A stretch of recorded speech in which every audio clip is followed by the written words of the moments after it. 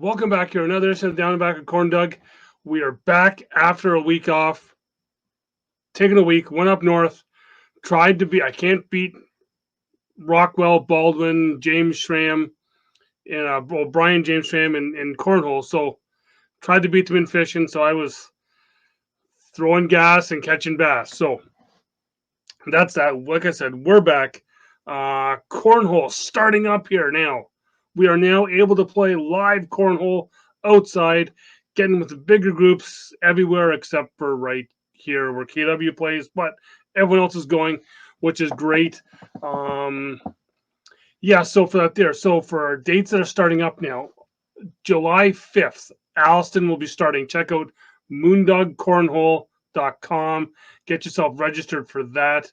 Then Aurelia starts up with probably one of the best female players in Canada. Kim Vivian will be running that, as well as her husband Cole, and I believe Moondog Mike will be up helping her out as well too. So they will be starting in Aurelia July 5th. Go to moondogcornhole.com to check that out as well. Get yourself registered. I believe they're going with, I want to say 24 spots for each of the nights. I believe they're doing 3 weeks of their startup. So check out his website, moondogcornhole.com, and get yourself registered. As well as Peterbrough will be starting up as well. I'm not sure their exact date. I know they've already got some names. Check out their Facebook page, the Peterbrough Cornhole Facebook page. Adam's got all the stuff there. I know they are doing intermediate and competitive on both Tuesday and Wednesday nights. So I'm not sure just what spots they have left open, but you can go and check them out on their Facebook page. Send Adam a message. Try and get yourself registered and plan some great cornhole in the Peterborough area.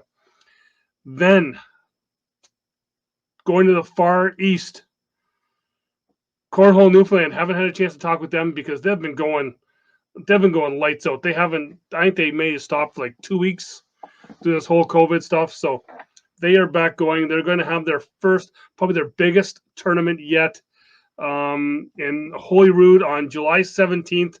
It's going to be a co-ed tournament. So in Holyrood, Newfoundland, co-ed tournament at Squidfest. So you can register for that tournament at squidfest.ca to register. So remember, it's a co-ed tournament in Holyrood, Newfoundland for their Squidfest.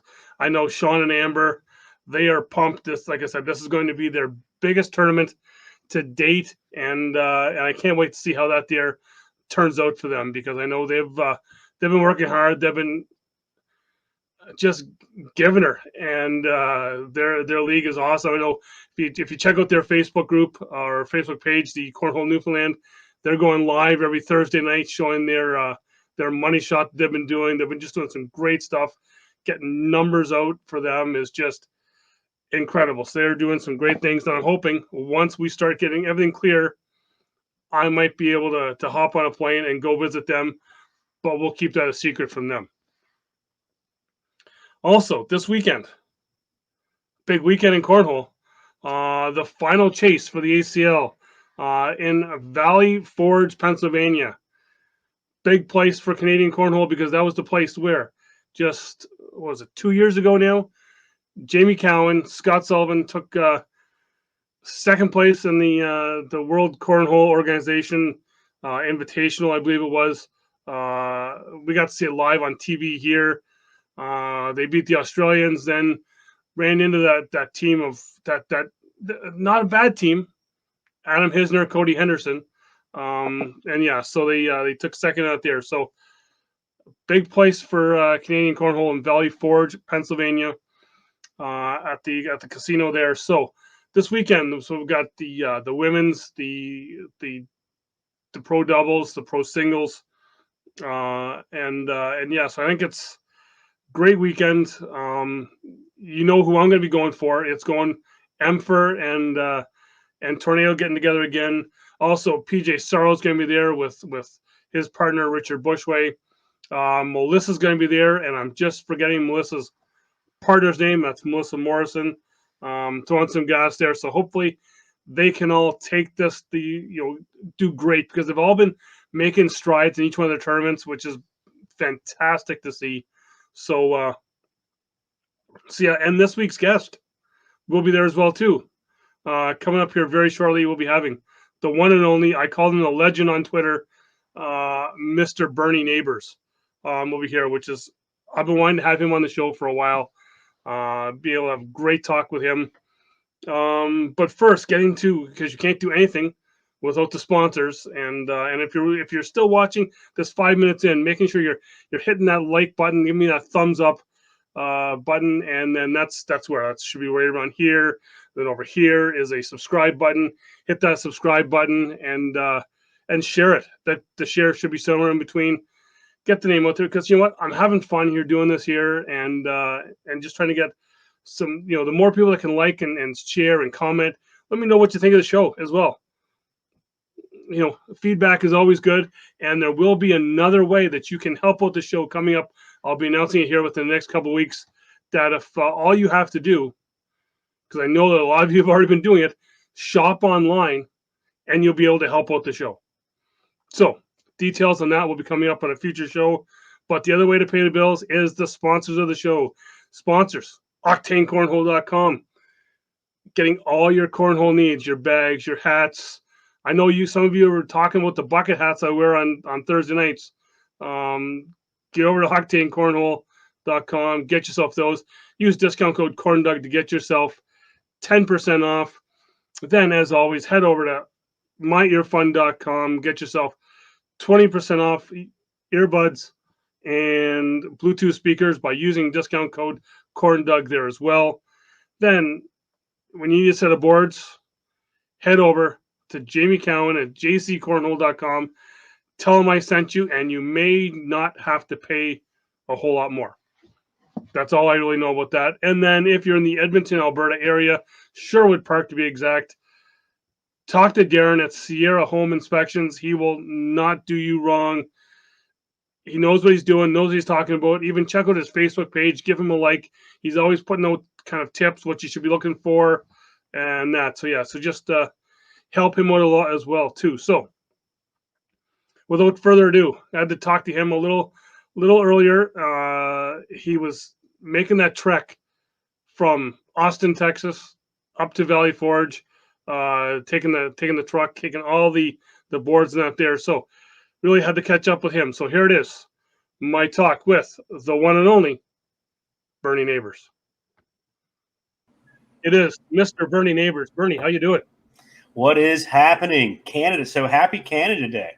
How awesome is that? Yes, and then also happy 4th to you guys down there this weekend. Yeah, it's coming. It's coming. Yeah, and actually so close to Philadelphia, kind of the home of the Declaration of Independence. So excited. Yeah, well, yeah, because you guys got that little event that's going on this weekend. Just a small one. The final chase. It's happening here in Valley Forge. So I want to actually thank you, because right now we're setting up for that, and I am not, because I'm doing this with you. So thank you again for having me. Well, like I said when we were doing the show, I'm just here to help you. Hey, right? I appreciate it. I got some great looks not being there this morning, so it's awesome. Yeah. So because we did talk, and you did that cross country tour from Austin to Valley Forge there. So how was that? It was a little brutal in the fact that I felt bad for Michael Kane, aka Ghostfinger. He was driving, and we had to stop every day fairly early because I had to get with Trey and do the broadcast reveal shows. So we would have to stop so I could kind of get ready and to go for that. So we had to kind of cut it short. So we made a long drive that much longer, basically. Yeah. But it was fine. We made it all in one piece. So we're here. We're good to go. We're ready. So a little bit more about those reveal shows in a little bit, but I know we were talking a little bit before. You've just kind of come back to the ACL. So how did you get your start with the ACL before you taken a little bit of a break? It's all nepotism, man. I've known Stacy Moore, the commissioner, since we were 13. So we went to middle school together, high school together, and have been really close friends ever since. I had done some other things. We actually got involved with the ATL back in 2010. I don't know if many people remember that venture. And then that kind of fell apart. It was a learning curve there for sure. And then he went on and created the Carolinas Cornhole Tour and then kind of the ACL in general. And then as that grew kind of exponentially under his command, he had more roles to give to people. And he thought that I would fill one of those niches pretty well. And so I'm fairly lucky and thankful. Well, I know I enjoy you on the broadcast because you bring so much other stuff in, because it's, it can get tiring just talking, bag in the hole, bag in the hole. Yeah, I don't have Trey's gift for gab when it comes to cornhole. That's for sure. So I'm a silly dude, man. I'm a pretty weird guy. So I find pretty strange things to talk about on a regular basis. Well, I remember, I think it was one of the last, it wasn't Austin, it was the one before, where I think I could kind of hear you in the background, and Mike Morton was on the broadcast with Tornado, and I think Stacy might have been in there. Yeah. That was in Albany. That was there wasn't a sober man in the house on that one, I don't think. I could also kind of hear Trey in the background. I kind of messaged him. I was like, is it kind of like herding cats right now on that broadcast? It's exactly what that was, because everybody was kind of on another level. And so I felt bad for Trey. Trey was over there on the monitor trying to keep everyone. It's funny, Chris, the Tornado, is actually trying to be serious, right? He's actually trying to call it, play by play, do it right. And everybody else was just talking about nonsense. So yeah, that was funny. Yeah. Well, and that is what makes it fun, because some of the pro game can get a bit monotonous. Like I said, with the bag in the hole, bag in the hole, bag in the hole. It can. And I'll be honest, I actually kind of prefer those games. I think the hardest games to call for me are the dirtier games. When you've got four different, 2 bags from one player, 2 bags from another player, they're blocking each other around the hole. That gets harder for me to call, because I don't know. I'm getting better at it, but I don't know the ins and outs as well as, say, someone traded. Like, I don't know what shot's coming next, so it's harder to call, and it's not as like. See, I don't know. I think there's cornhole traditionalists that prefer that game. I don't know. Do you? Like, I prefer that hole for hole game myself, just watching, because I'm astounded by it. There's times where I know when I play, because I'm not the best, I like that dirtier game sometimes, but yeah, I found we've seen a lot more of that bag in the hole, everyone coming out of COVID, because everybody was playing the virtual game, so everyone was playing on a clean board, and that's all kind of people got used to. That's true. That's a really good point, and that leads to that. I think the women are really good at it. I mean, I think you've got your Cheyenne Renners, your Sam Finleys that really just want to go hole for hole, and I think sometimes there's a match that a lot of people are talking about this year in San Diego with Trey Birchfield and Josh Holland that was that kind of matchup. And it was almost like who's going to blink first kind of thing. Like, we can do this all day. We're going to go 47 rounds. We're going to go hole for hole, and someone's going to have to blink. And unfortunately for Trey, he blinked first. But yeah, those matches are really cool for me, because at this level, they can go that long. And then, sure, to the first 20 rounds, it's kind of monotonous.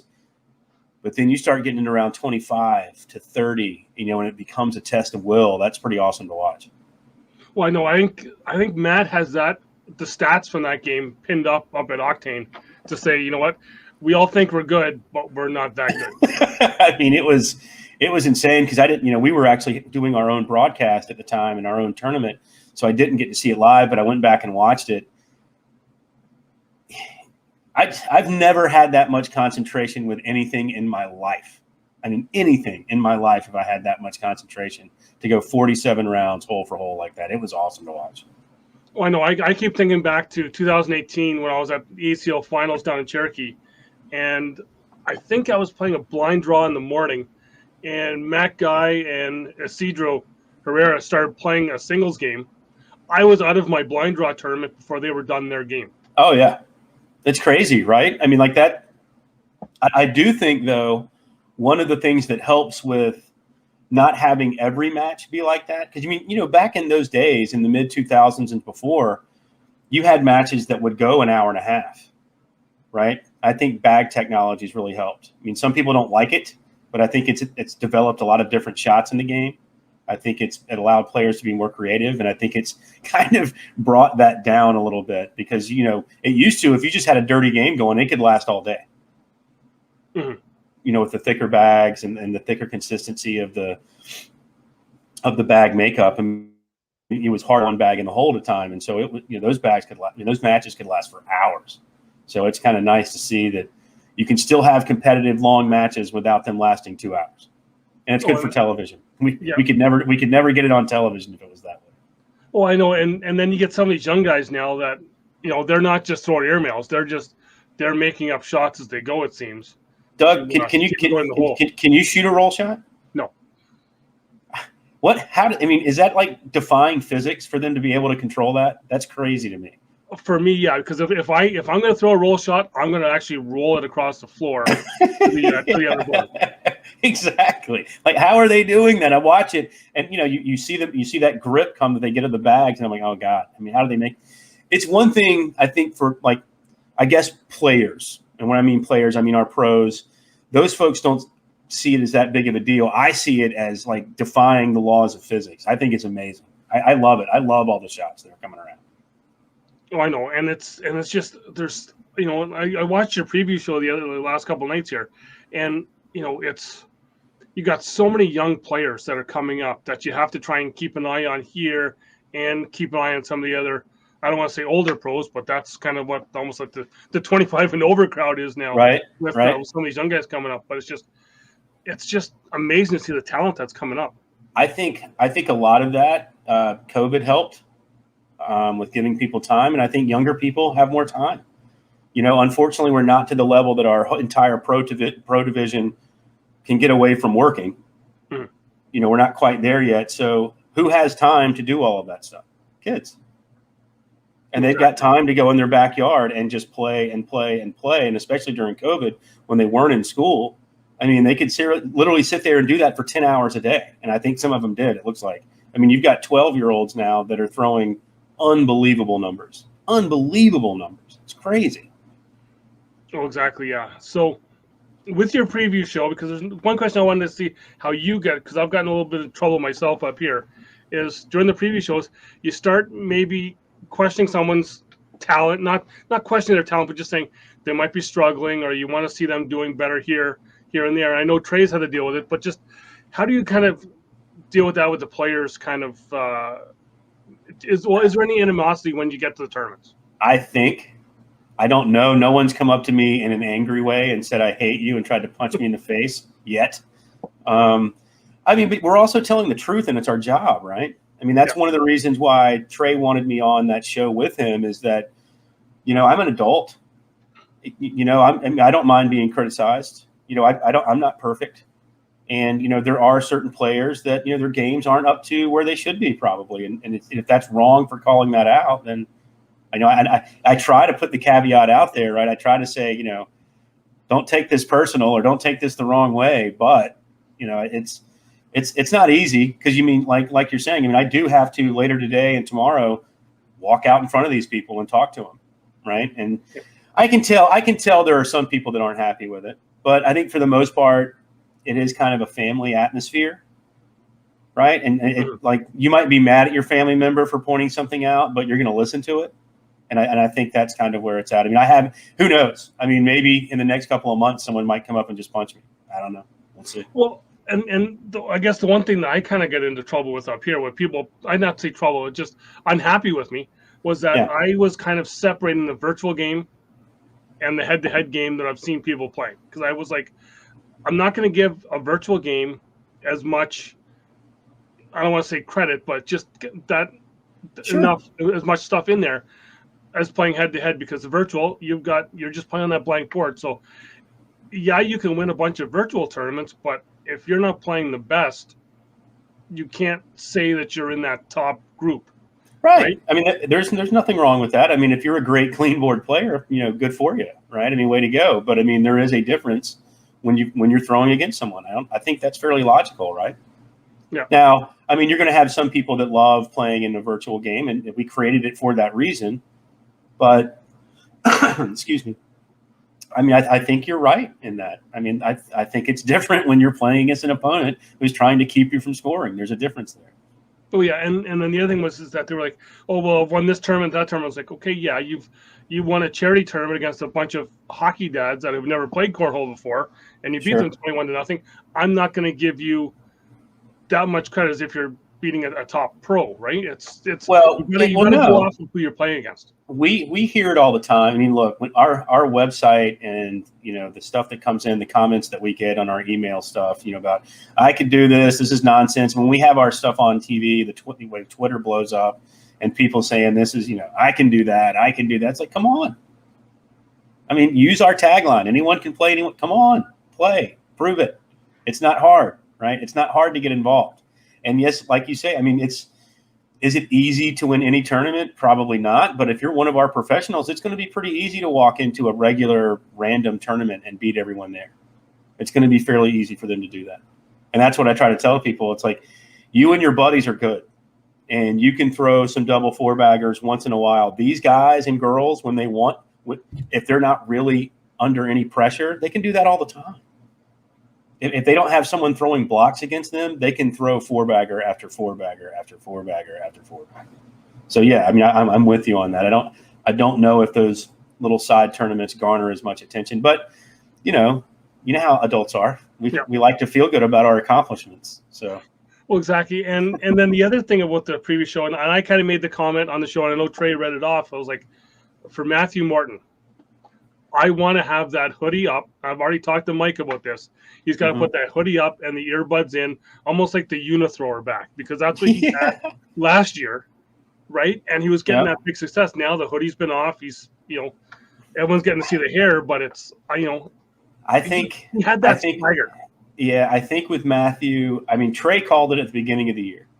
This was the most important rookie class ever for the ACL, and there's lots of reasons why. I mean, we can list the top names involved in that rookie class, but going all the way down that rookie class, that was a massive influx of talent, right? And a lot of our guys, some of them were ready for it. Jamie Graham was getting used to a new bag, but he was ready for it. I mean, there were some other guys. I mean, Trey Birchfield's ready for it, but I think there were some other guys like a Ryan Windsor, like a Matthew Morton, like a few others that, are still playing well, but we're not seeing them on television anymore because they're missing out. They're 1 match short, 2 matches short of getting there because there's more great players. And I mean, and it's only going to get worse, by the way, for those guys. It's only going to get worse in the future. So, and I'd even talked to Mike about this too, is that there were so many young players that were really showing up last year that, it was almost like, are they young enough, or are they mature enough to be able to have that target on their back every tournament, where someone's going and going like, you're the one I'm going after, right? They have to get used to that. I think it's weird in what you're saying that I think teenagers handle that real well because everything about sports to them, because they're so immersed in it, most of them. So they're used to that. I think it's when you get past into your early 20s and you're no longer in other competitive sports, I think it becomes very difficult for people to handle that. And all of a sudden nerves get in the way. You start thinking about things other than what you're doing. You know what I mean? Like you start thinking about a home. You start thinking about, do I want to get married, have kids? Do I want to do all these other things? You're not thinking about that at 15. So I think 15-year-olds love it. I think they relish in it. But I think all of a sudden a player starts getting a little older and all these other interests start to compound on them. And I think I don't necessarily think, back to your point, I don't think it's necessarily about having that target on their back. I think it's just I think Matthew Morton found a lot of other interests personally. I think he became, kind of low key famous. And I think he was digging that. And I think it kind of got him away from the game a little bit. Personally, I think he was enjoying his mini celebrity, shall we say. Well, I think a lot of the guys are starting to get more and more of that now that, you guys are almost on TV every week. It's kind of, it seems, but it's, not up here. We're still waiting. I hate when you guys go over to CBSN because I don't have the CBS feed or the ESPN feed all the time. I got to rely on someone using their phone to record their TV. Really? So we've got to get in touch with who? CBN? Who do we need to talk to in Canada? It's the odd time that you guys are on TSN up here. I think you've been on TSN twice. Yeah. And that's the thing is, when the ACL has been on the TSN twice, we get that bump here. Yeah.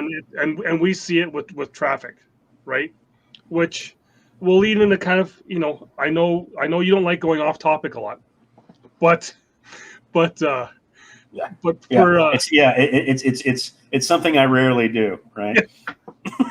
but talking with TSN is, and I kind of said to you leading up to to you coming on, was that there's that connection between the Masters, golf, and cornhole.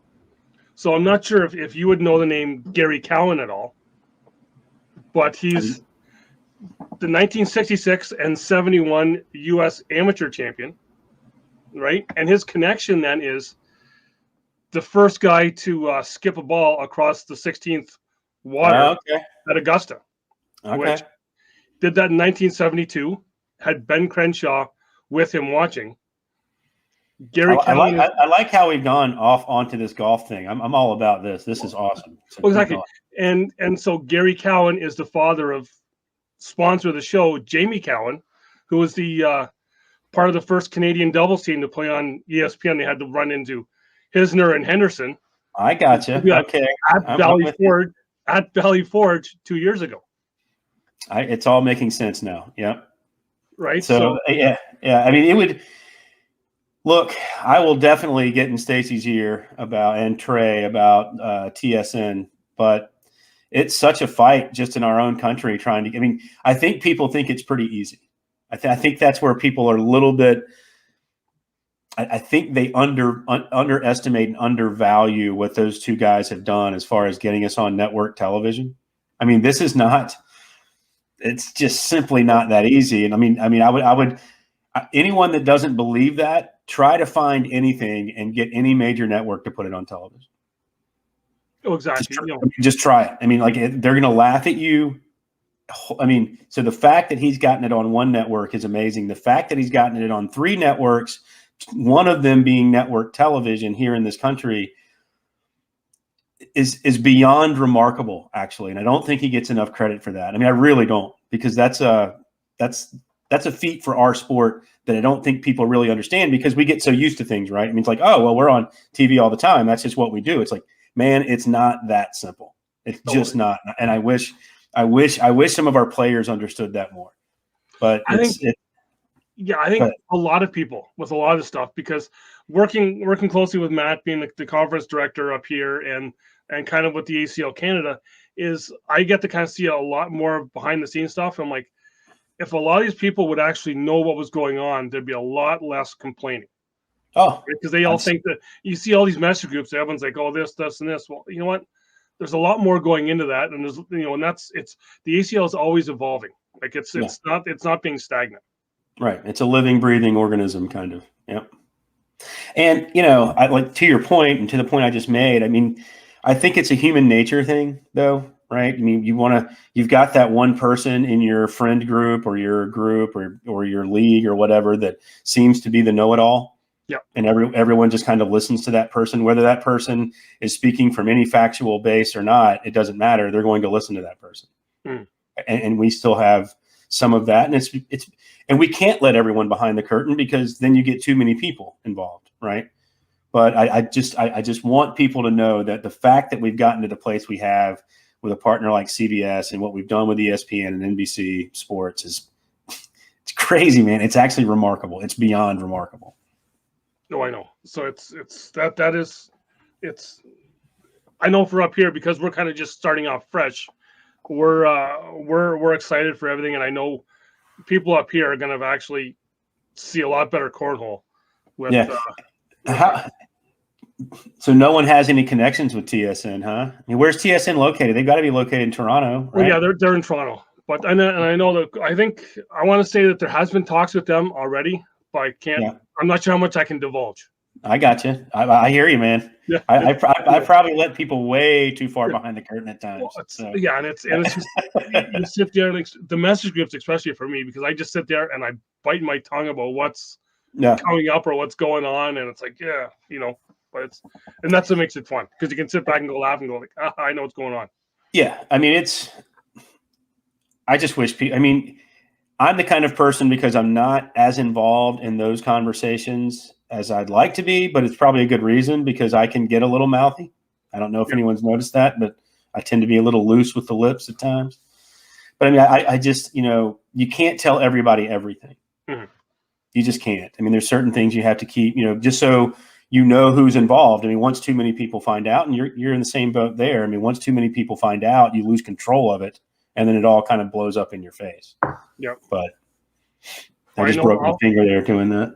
All I know is that we're in the right direction. Is all that matters for me. Absolutely. So when you're on these shows, we hear you talking about all the time, either on your ACLDN or whatever, when you're commenting about how you're part of this, you want to be part of this fan club, you want to be part of that fan club. Yeah. I put you on the spot. One player, what's the one fan club that you have to be belonging to? Oh, wow. What a good question. I'm going to say, because people, if anyone who's watched the show knows who my number one fan club is. I think it's Cheyenne Renner. I mean, I've gone on record before that I think she's going to be the first female to break through with a pro level win, or at least a broadcast. We've had women get close before, but I just think her game is so solid. And I've talked about this on my Bernie's Beats things that I bring out semi-regularly. I guess being raised by a single mother, I kind of know what it's like for women to have to kind of bust through some ceilings and some glass ceilings. And so I'm a huge advocate of the women's game, because, the thing only weighs a pound, right? Mm-hmm. It's not a physical, you don't have to overpower people. I mean, if you look at Cheyenne and Sam, they throw much harder, heavier bags than, say, a Damon Dennis. Yeah. Right. So why can't they break through? And so if I have to be put on the spot, Doug, and say there's one player that I'm on, just completely on their team, on their bandwagon, it's Cheyenne Renner. That's the name I'm sticking with. Ask me in 3 hours and it might be different. And one thing is, I think did she not get to like Final Four at the one Florida conference or the Southeast Conference? I remember watching the one that Jamie Graham had won. I know she got pretty deep in that one. Yeah, she's done well. I mean, she won an entire thing in Florida. She won everything that they had at one point in one of the Florida events. I mean, she's got the talent. I think there's just this mental block when it comes to playing certain pros. I mean, I think that when Cheyenne and some of the other ladies come up against a Trey Birchfield or a Matt Guy or a Jamie Graham or a few other guys, Adam Hisner, I mean, a couple of other names, I think they kind of, my guess is they kind of pull back a little bit. It's almost as if they're afraid to beat them. Does that make any sense? I can see that happening, but the other thing is that it seems like almost all of the top women players are in the Southeast Conference. Well, they get to play year round, right? I mean, they play outside. I mean, the Florida folks are playing outside a lot, and they play year round. So I think that's just a practice thing. That's just more bags, because I think, I would imagine, you can tell me if I'm wrong, being from an area that is a lot cooler than where I'm from, finding locations indoors, you're having to fight for time for things, right? I mean, you've got other sports vying for those same facilities. So I would imagine you're having less time in those facilities. So you're not throwing as many bags. Mm-hmm. I mean, look, all right, another sports analogy I'll make for you. Football. Southern football dominates college football in our country because those athletes are playing sports year-round outside. And it's not just the wide receivers and running backs, because everyone can find speed somewhere. It's those big guys, man. Those guys that are 350 pounds that can run like deer. I mean, I guess that comes from running year-round. And the guys up north just can't do that because they're inundated with snow half the year. So it's different for them. But that's my only analogy I'm going to bring to it. But yeah, I mean, I think it's true in racehorses. I think it's true in athletics. I mean, you look at Southern California through Texas, through the Deep South, they always have great athletes. Mm-hmm. It's kind of always been that way. Exactly. Yeah. But I know when it comes to cornhole, though, I've found that the Southeast, Virginia, and then that Ohio area is almost like that's where almost all the top players are coming from. Well, Ohio is, that's the birthplace of the game, so to speak. I mean, that's kind of their thing, right? That's where the modern cornhole game got started. And so, they've been playing it for longer than everyone else. And I just think the folks in the Southeastern Conference are just, because they're playing year round, they're playing outside more. They're playing, they're just playing more. And I think that's, you throw, all right, Malcolm Gladwell's Outliers book takes 10,000 hours for the average person to become an expert at anything. That's the theory, right? Well, they're getting to those 10,000 hours faster with their bags, basically. Well, exactly. And I've almost felt like you look at any of their weekly night tournaments to see people putting pictures up, is like it's almost like a conference tournament at each league night. Exactly. The players that are there. So that's exactly. Yeah. You got that best on best all the time. All the time. Yep. That's a good point. I mean, they are playing. There are other conferences that have, some really good players, but they are playing against, I guess, substandard players at times.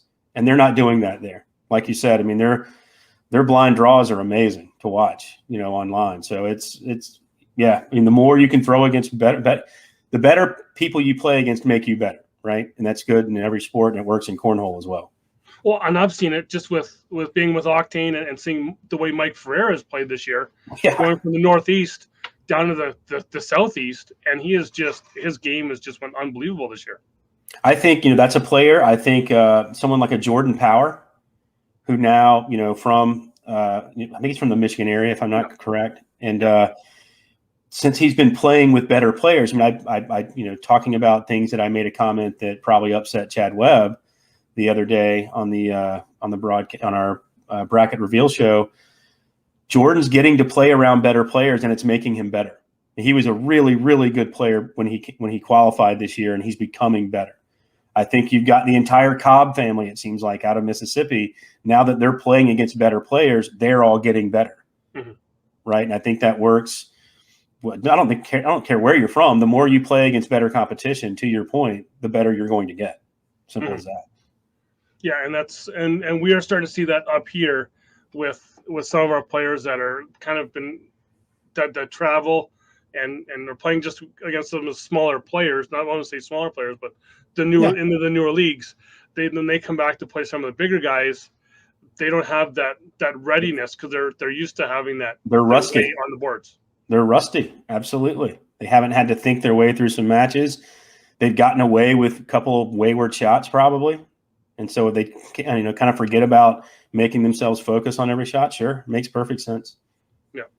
So I want to wish you the best of luck here this weekend in Valley Forge, just of having no gremlins. I know I'll be camping this weekend, and I'll be hoping my Wi-Fi keeps me going so I can be watching you, and feel free to be using the throwing gas, kicking ass on the whenever Emfer and Cornhole are playing on the broadcast. Right on, Doug. Thank you so much for sticking with me, man. I was really excited about doing this, so thank you for having me on. Well, like I said, this show is just pure fun for me. It's, I'll do a show at any point. I've done it 1 a.m. for the Australians, and it's no problem. Man, what a good time! Thank you so much. Yeah, well, and again, happy Canada Day. That's awesome. I did not know it was so close. And for anyone, if they want to go and check out the audio version of last week's show, because there was no video, we got together with the first ACL Canada Conference team, and we talked about just how bad we did that first week down in Cherokee, and how we just it was a lot of fun. We went in thinking we were going to be good, and that the Wednesday when we arrived, or maybe even on a Tuesday, whatever night, we were over to the hotel, and we happened to run into this little guy throwing bags, and we thought, we can all beat him. And then Madden just kicked our ass for like 3 hours. Yeah, you got to watch out for the little Australian guy. Watch out for Madden. He's trouble. Madden loves playing.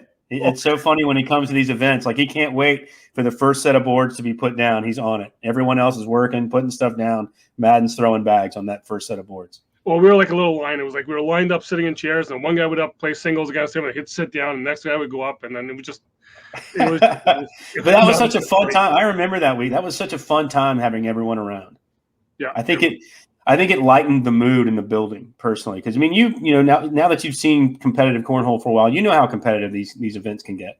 Oh, for sure. And so it was nice having some fresher eyes on the scene that can kind of like, hey man, you guys are amazing, and let everybody know how good they are.